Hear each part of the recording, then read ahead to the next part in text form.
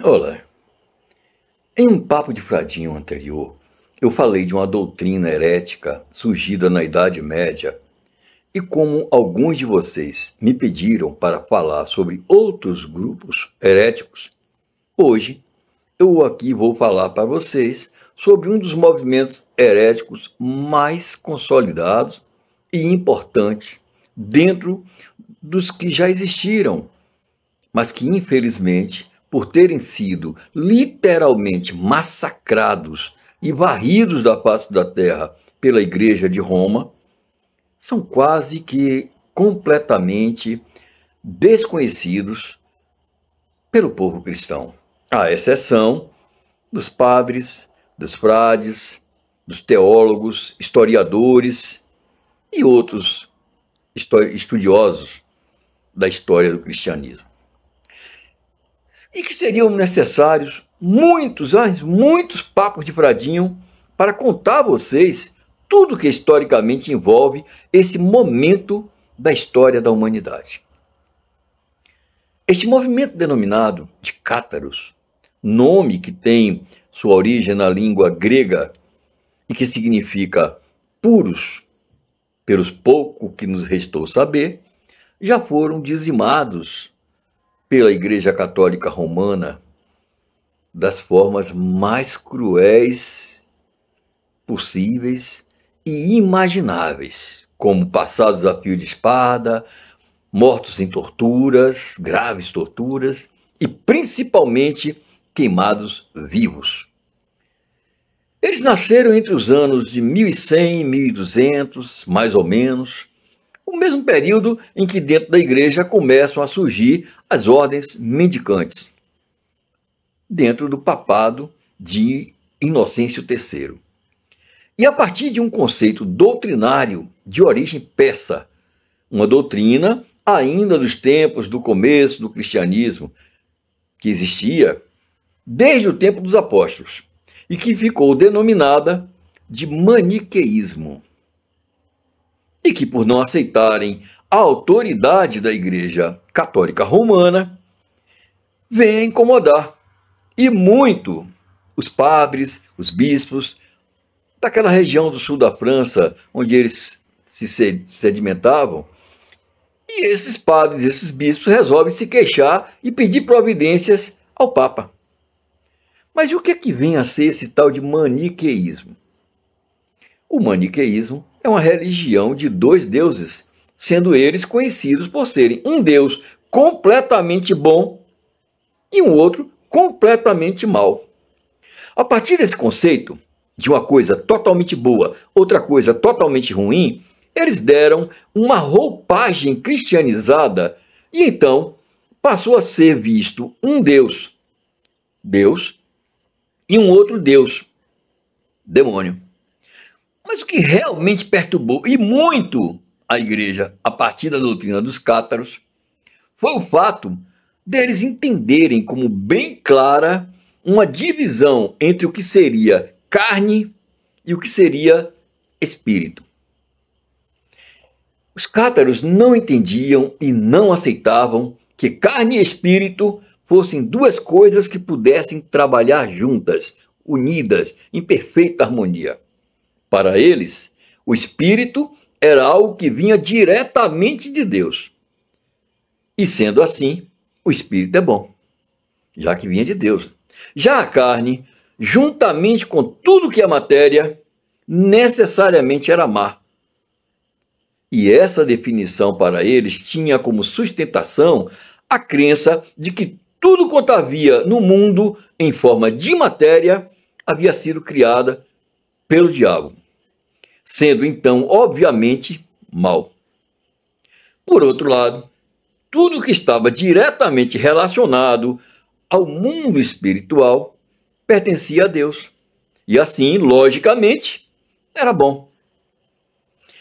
Bom, então, resumindo, o que na verdade os cátaros pregavam era uma separação entre a carne e o espírito. E a partir desse modo de pensar, até mesmo a visão do Cristo pelos cátaros era a de que, por ser completamente bom, Jesus não poderia ser de carne, e sim completamente espírito. Afinal de contas, pela visão deles, não tinha a menor possibilidade de Deus se manifestar na carne. Outro elemento da doutrina cristã, e que foi intensamente combatido pelos cátaros, foi a própria prática católica do sacramento da Eucaristia. Nela, todos os cristãos católicos consideram que a hóstia consagrada é o corpo de Cristo. Então, como aceitar isso se a hóstia é pão? E pão é matéria. Jamais o Cristo poderia ser matéria, já que ele é espírito. Essa era a visão dos cátaros. E de dentro dessa concepção da não aceitação de qualquer coisa que tivesse vindo da vida, eles não consumiam nada que tivesse, claro, morrido. E isso, até eu ouso aqui dizer, fez dos cátaros o primórdio, o nascimento dos verdadeiros criadores da cultura vegana. É bom lembrar que os cátaros eram divididos em dois grupos. Os chamados puros, que não tinham posses, não comiam carne, se alimentavam com muita, mas muita moderação, não praticavam sexo e eram dedicados a ensinar. E o grupo que era chamado de adeptos, que eram, apesar de também cátaros, menos radicais e não aceitavam abrir mão dos seus recursos e bens materiais. Esses fatos mexeram tanto, mas tanto, com a Igreja Católica Romana, a ponto desta ter criado uma cruzada especialmente voltada para combater os cátaros. Esta cruzada levou o nome de Cruzada Albigense. Isso pelo fato de que a maior concentração dos cátaros se localizava no sul da França, num local de nome Albin. Apesar disso tudo, não podemos negar a existência de um elo fortíssimo entre o movimento dos cátaros e a Igreja Romana, mesmo sendo essa ligação veementemente negada pelos dois lados. Essa aparente ligação a qual me refiro fica muito, mas muito evidente, por exemplo, se observarmos a dinâmica de doutrinação executada pelos cátaros, e que era exatamente igual à praticada pelos apóstolos. Eles também saíam de dois em dois para suas pregações, da mesma maneira que se encontra escrito em Atos dos Apóstolos nas Sagradas Escrituras.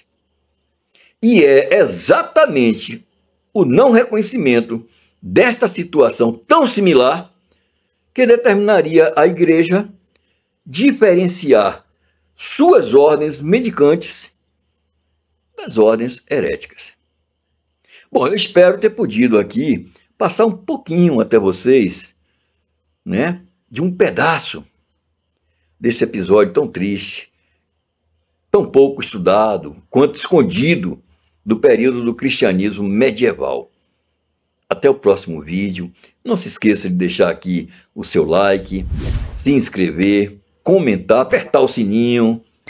Como vocês sabem, isso é imensamente importante. Nós estamos começando a nossa jornada aqui no YouTube e precisamos muito, mas muito mesmo, desse suporte, desse amparo carinhoso de cada um de vocês. Portanto, deixe o seu like.